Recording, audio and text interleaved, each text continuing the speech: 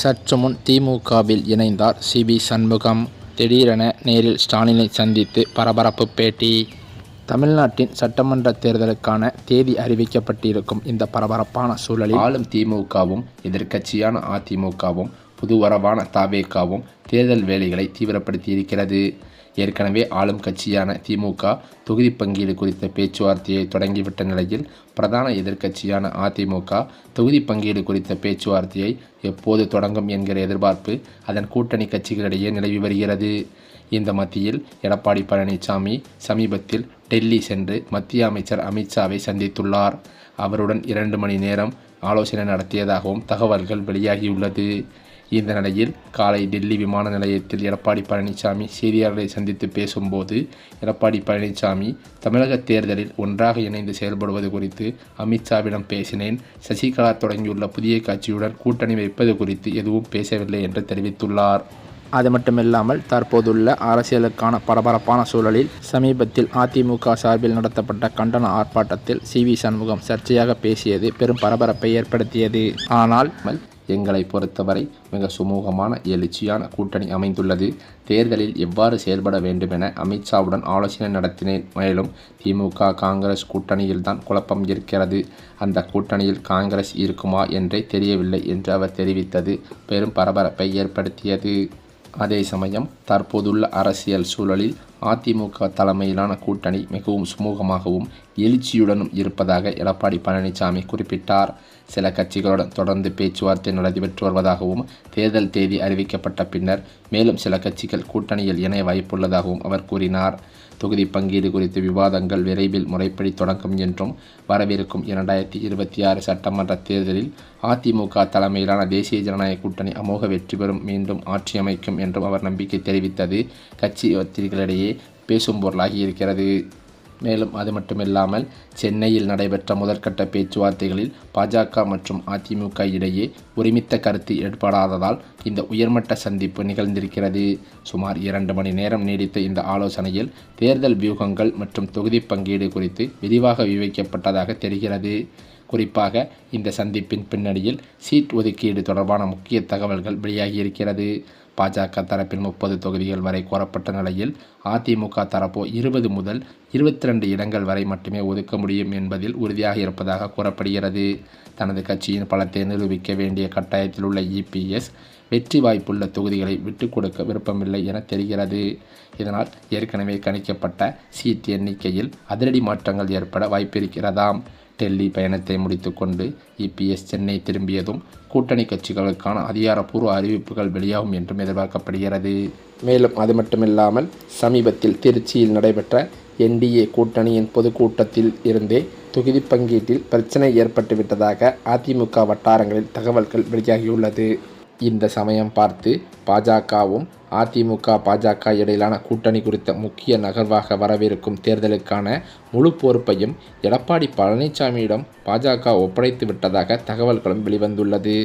தமிழகத்தில் திமுக அரசை வீழ்த்துவதே தங்களது முதல் இலக்கு என்று தெரிவித்துள்ள பாஜக தலைமை அதிமுக பொதுச் செயலாளர் எடப்பாடி பழனிசாமியின் தலைமையிலேயே தேசிய ஜனநாயக கூட்டணி தேர்தலை சந்திக்கும் என்றும் அறிவித்திருக்கிறது.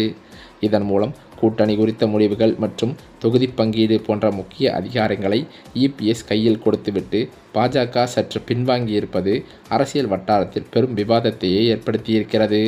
பாஜக மாநில துணைத் தலைவர் KP ராமலிங்கம் உள்ளிட்ட முக்கிய நிர்வாகிகள் எடப்பாடி பழனிசாமி தான் தமிழகத்தில் கூட்டணியின் தலைவர் என்றும் அவரே அடுத்த முதலமைச்சர் வேட்பாளர் என்றும் வெளிப்படையாக தெரிவித்துள்ளனர். அண்ணாமலைக்கு பின் மாநில தலைவராக பொறுப்பேற்றுள்ள நைனா நாகேந்திரன் அதிமுகவின் உச்சல் தீர்க்க தயாராக இருப்பதாக கூறி கூட்டணியை பலப்படுத்தும் முயற்சியில் ஈடுபட்டுள்ளார்.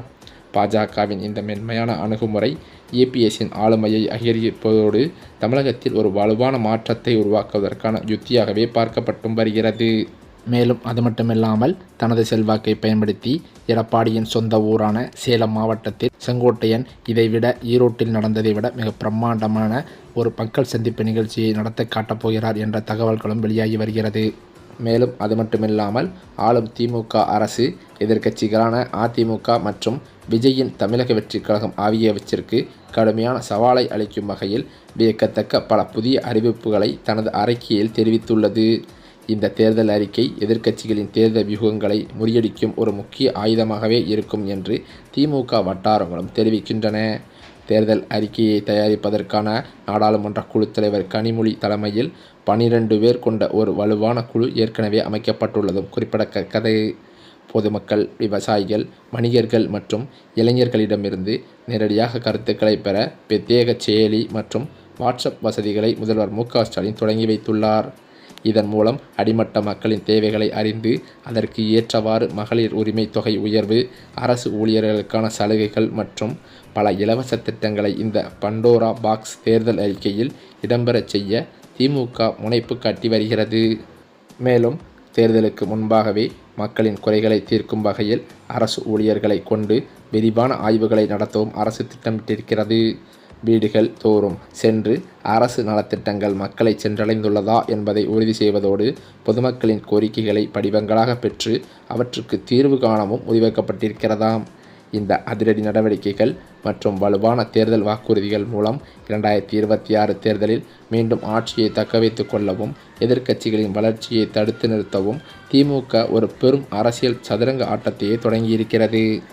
இந்த சூழ்நிலையில்தான் அதிமுகவில் இருக்கும் மூத்த முக்கிய புள்ளிகளே சமீப காலமாக அதிமுகவிலிருந்து விலகி திமுகவில் இணைந்து வருவது வாடிக்கையாகவே பார்க்கப்பட்டு வருகிறது.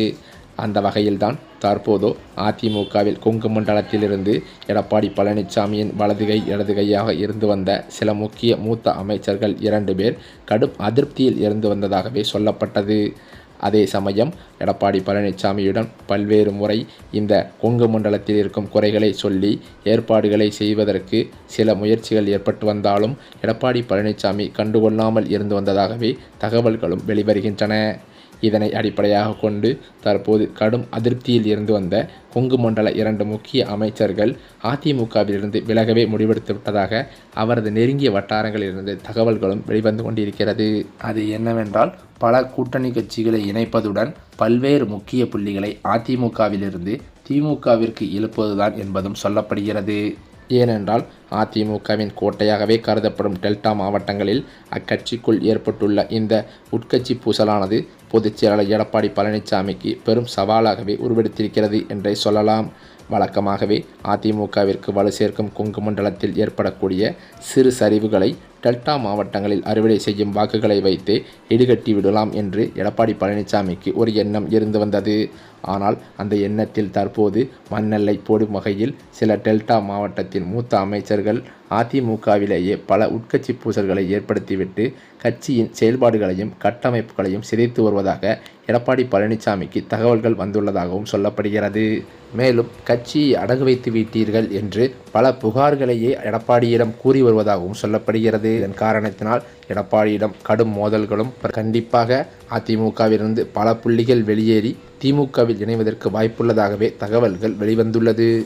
இந்த சூழ்நிலையில் அதிமுகவின் பிரச்சார பீரங்கியாக செயல்பட்டு வந்த அதிமுகவின் முன்னாள் அமைச்சர் ஜெயக்குமார் அவர்கள் தொகுதி பங்கீடு மற்றும் பாஜகவின் இந்த உட்கட்சி பூசல் விவகாரத்தில் தனக்கு வேட்பாளர் பட்டியலில் இடம் கிடைக்காது என்று எண்ணி அதிமுகவை விட்டு விலகி திமுகவில் இணைந்து விடலாம் என்ற பேச்சுவார்த்தையை நடத்தியிருப்பதாக அவரது ஆதரவாளர்கள் மத்தியில் பேச்சுக்கள் அடிபடுகிறது.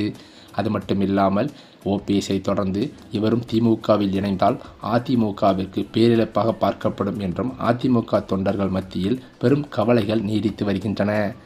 ஆக மொத்தம் பார்த்தால் இன்னும் ஓரிரண்டு நாட்களில் இதற்கான அதிகாரப்பூர்வ அறிவிப்பையே அவர் வெளியிடுவார் என்றும் தகவல்கள் கசிந்துள்ளது.